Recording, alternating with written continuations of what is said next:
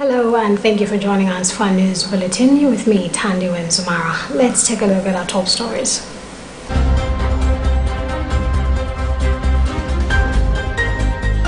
Pope Francis calls on the faithful to celebrate Christmas with the people of Ukraine. Parliament defeats a proposed bachelor's degree as a minimum qualification requirement for electoral commissioners.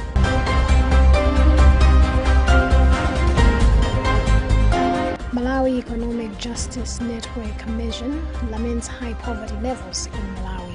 And in international news, DR Congo floods leave more than 120 dead in Kinshasa.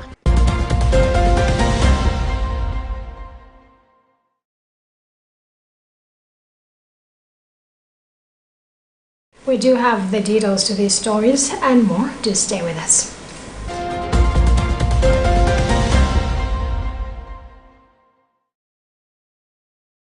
Pope Francis has called on everyone to renew their closeness to the Ukrainians who are suffering greatly.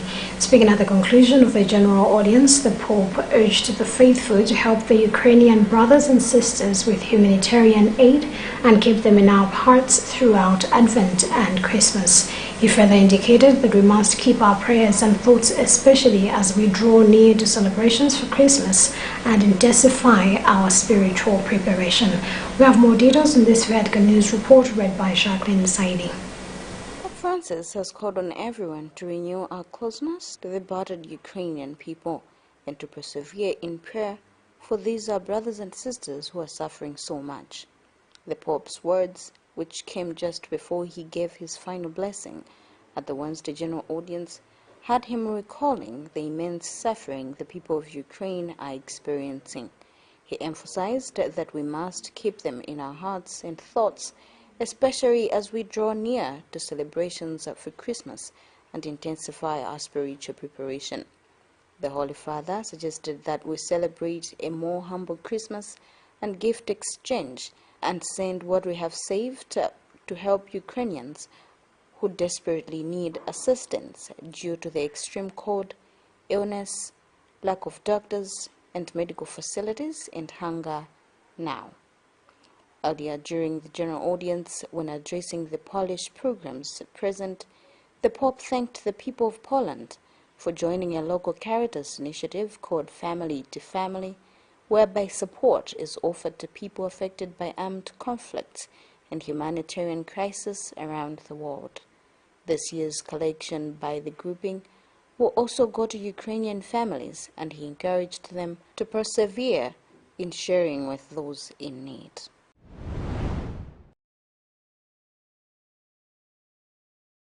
Parliament has passed the Electoral Commission Amendment Bill. Among others, the bill seeks to provide for a minimum qualification of a bachelor's degree for a person appointed as a member of the Electoral Commission, which majority of members have disapproved. The bill will also empower the Malawi Electoral Commission (MEC) to establish and devise other means of voting and transmitting election results.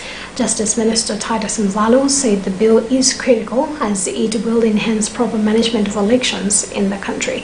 Bernard Mwanza was at Parliament and he explains. Well, indeed, today members of Parliament had deliberated on some other sections in the Electoral Commissions Act. Basically, they want to amend those sections to ensure that there is a smooth operations in as far as elections are concerned in the country. Number one, there was an issue to do with changing the name of the Electoral Commission to Malawi Electoral Commission (MEC), as it is widely known, but they say in the Act it's known as Electoral Commission, as EC. So members have approved the amendment, and the other issue was about the minimum qualifications for the members that are nominated to be commissioners of the Electoral Commission, to say they have to have the minimum of bachelor's degree for them to be eligible to be part of the commission. So some members of Parliament protested to the amendment to say there are other people who are eligible to be commissioners, but they don't have such papers. So it will be infringing their rights as well. Education is very important. We're not saying that you shouldn't be educated.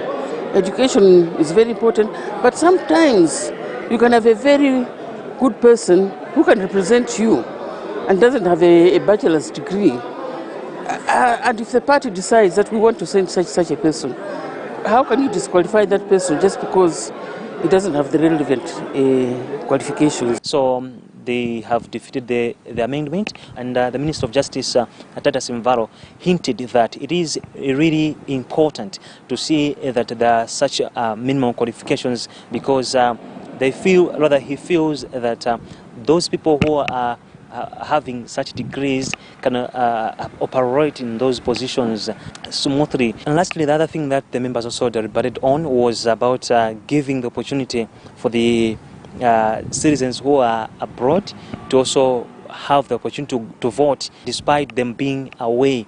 They have to vote electronically, as what other countries are doing. So from here in Longwe, I am Brennan Mwanza.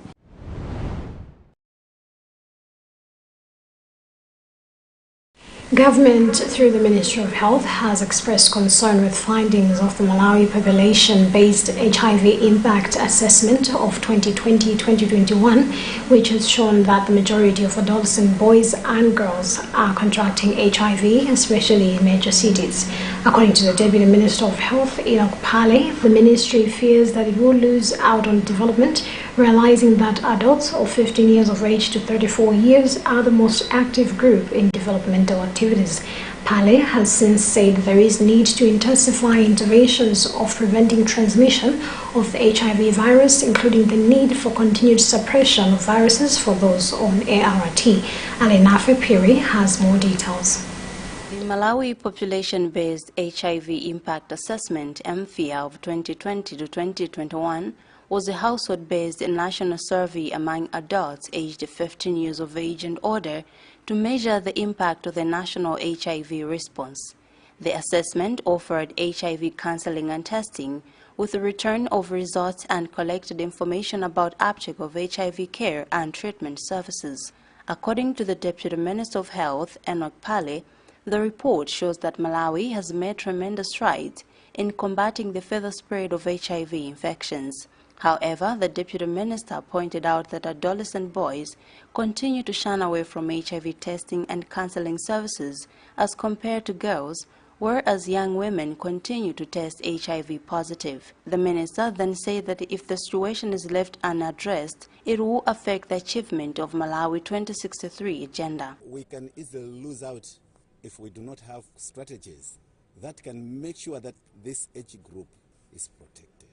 And if they found to be HIV positive, we need to continuously suppress their viral load. This is the group which should take us through to Malawi 2063.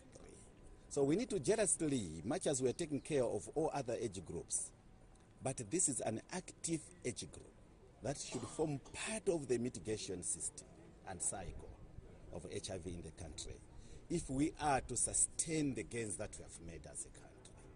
According to the findings, in Malawi, 16.6% of households had at least one HIV-positive member, where 15.5% were of rural households and 21.9% of urban households.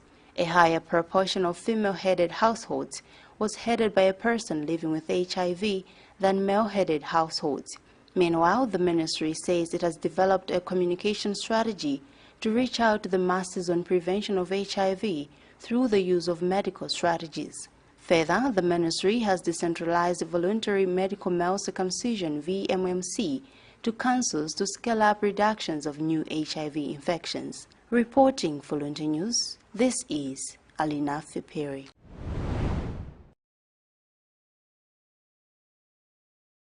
Still on healthy news, as one way of containing the further spread of cholera outbreak in the city, Lilongwe City Mayor Richard Banda has urged residents to observe all cholera preventive measures. Speaking with Luntha TV, Banda said the outbreak is spreading at a higher rate, hence there's a need to collaborate to prevent its further spread. More details in this report by Hope Kambeta. In his sentiments, Banda said it is recommendable for Lilongwe City residents to be cautious on the kind of food they eat. He also said it is worrisome that vendors are still selling cooked food despite the ban of selling cooked food. He added that vendors should follow proper procedures if they are to continue with their food business, warning that if the traders continue with their businesses, they will be taken to book.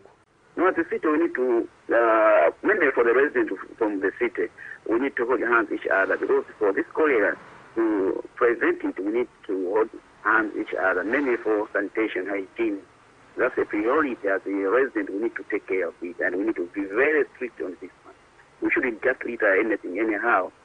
And as the city also put in place our enforcement teams on the ground to enforce our bylaws, mainly for the hygiene and sanitation. Banda further urged government to distribute choline in the city markets as one way of containing the disease. Lilongwe district has so far registered over 350 cases and over 2 deaths. For Luntha Television News, this is Hope Kambera.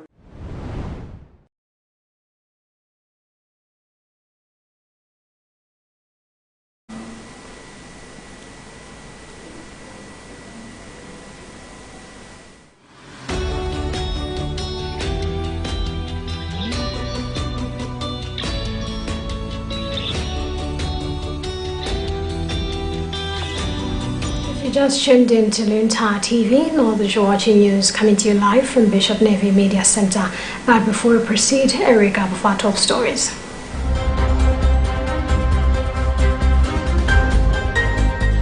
Pope Francis calls on the faithful to celebrate Christmas with the people of Ukraine.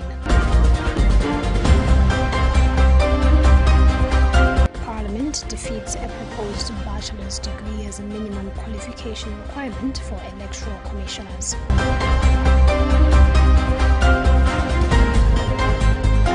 Malawi Economic Justice Network Commission laments high poverty levels in Malawi.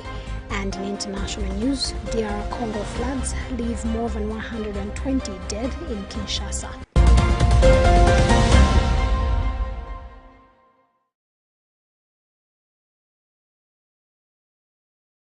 Proceeding with the news, the Malawi Economic Justice Network Commission has vowed the hard bite of poverty in Malawi emanating from the soaring cost of living. Mission Board Chairperson Bishop Dr. Martin Anwar Tumbuka expressed grief during the second day of a 2-day training workshop for faith leaders on policy and budget analysis. Bishop Tumbuka said the number of people reportedly hit hard by poverty, as shown in recent studies by various organizations, reflect the confusing state of our policies. Herbert Kadanda has more details. Latest World Bank Poverty Assessment Report finds that just over half the Malawian population, 50.7%, are poor. Bishop Ntumbuka's concern comes at a time several Malawians are reportedly languishing in untold misery, milked by the poverty levels. Bishop Ntumbuka, however, attributed the rise to lack of proper implementation of development policies and strategies by responsible government departments. On the face of it is rather depressing, but it underlines that many Malawians are languishing in poverty. And this, all the people that have talked to us, or they are all technocrats from MDS, various MDS, I think have made this very clear to us. We will engage from now on with not only technocrats, but also policymakers. In 4 key areas or so: the social support policy area, the area of mining, the area of the national planning, and these are the areas that we will try as much as possible to concentrate on, because we feel there are problems. And then, of course, the budget. We want the budget leader to be able to address these very bad levels and high levels of poverty in our country. On his part, Area 49 Living Waters Church Pastor Ephraim Mbale suggested that government needs to revamp its critical services such as security, mining, and health, among others. So we've made some good recommendations on how the government can move forward, because we've seen that in some places, like in Mangochi, there's a lapse of security. So we put some recommendations where maybe the government can increase security, and then regularize the thing, the mining thing, more better. Majin organized the workshop with financial and technical support from NORAD through the Norwegian Church Aid and the Dan Church Aid. The organization is implementing a 5-year social accountability project titled Fighting Inequalities in the Social Sector. The project is being implemented at national level, with Mangochi being the beneficiary district. High population growth, low levels of average per capita growth, and reliance on low productivity, rain-fed smallholder agriculture are the core drivers of stagnant poverty levels, according to the assessment. For Luntha News in Lilongwe, I'm Helbert Katanda.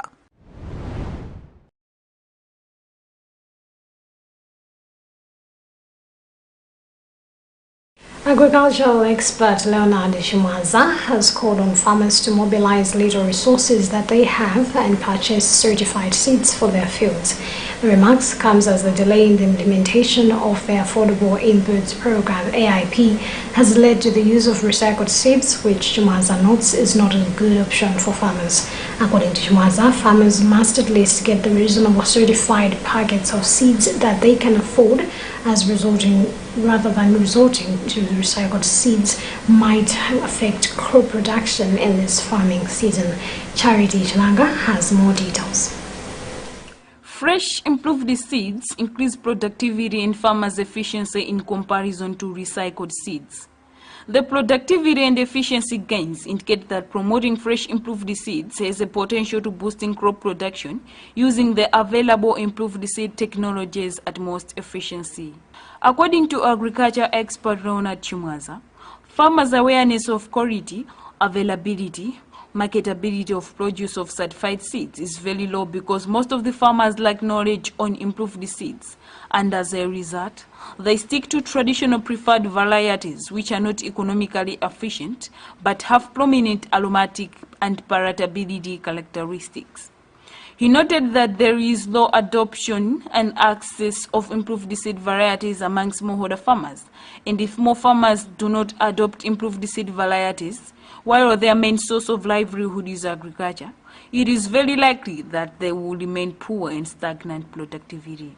According to Shimaza, government must make sure that seed multiplication exercise is excelled all over the country, and that information pertaining to the availability of certified seeds is available so that farmers can know where they can get the certified seeds. He said no information pertaining to where farmers can purchase the certified seeds might lead to difficulties for farmers to access the seeds.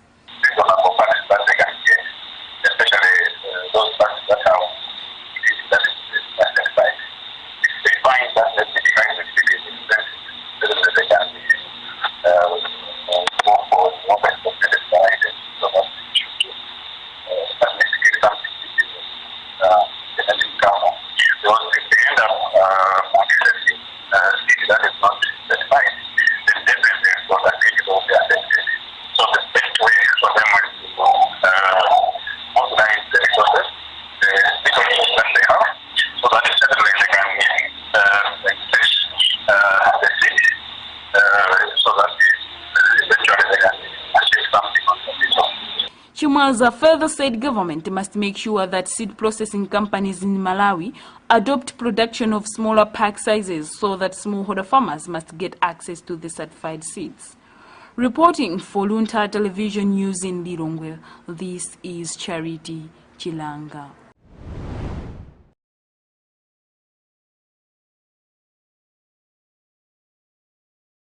A 40-year-old man who is identified as Nkondo Nagishoni has drowned while trying to cross the heavy flooded Lilongwe River at Shiwoza village in the area of traditional authority Chiseka in Lilongwe. Confirming the development, Lilongwe Police spokesperson Sub-Inspector Hastings Chigalo has said that on December 9th, 2022, around 4 o'clock in the afternoon, Nagishoni, together with his son, attempted to cross the river while coming from a maize field going home. According to Chigalo, the deceased told his son to wait until he has crossed it, but unfortunately, while in the middle of the river, he was washed away by the running water. Here is part of what Sub-Inspector Chigalo had to say.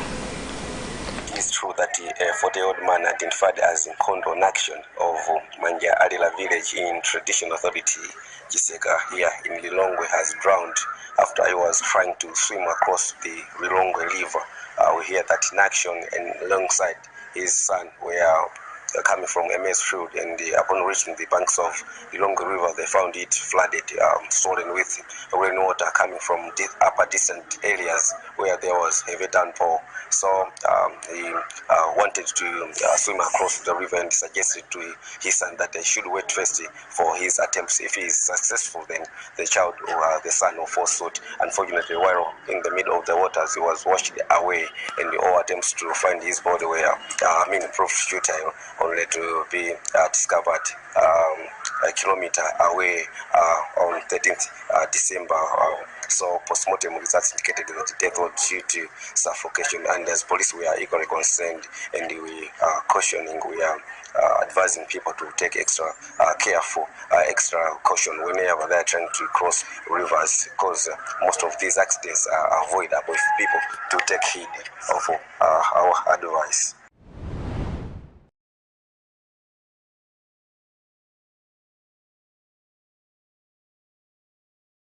Now, in other news, more than 120 people have been killed following the worst floods in years in the capital of the Democratic Republic of Congo, Kinshasa.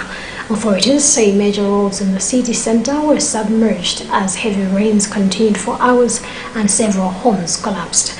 Entire neighborhoods were flooded with muddy water and houses and roads ripped apart by sinkholes, including the N1 highway that connects the capital to the country's main port of Matadi. Many of those who died were in hillside areas which suffered landslides on Tuesday, and meanwhile the government has announced a 3-day period of national mourning. And that also brings us to the end of what we had for you in this edition of our news bulletin. But before we leave, a reminder of our top stories.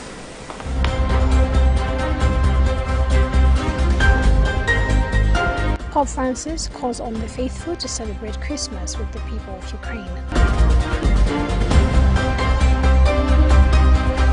Parliament defeats a proposed bachelor's degree as a minimum qualification requirement for electoral commissioners.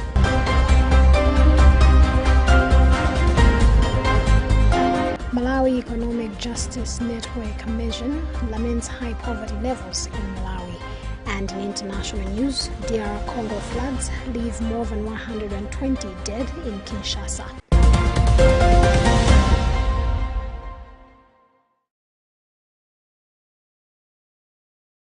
You have been with me, Tandi Wenzumara. Continue following the rest of our programs right here on Luntha TV. Goodbye for now and stay safe.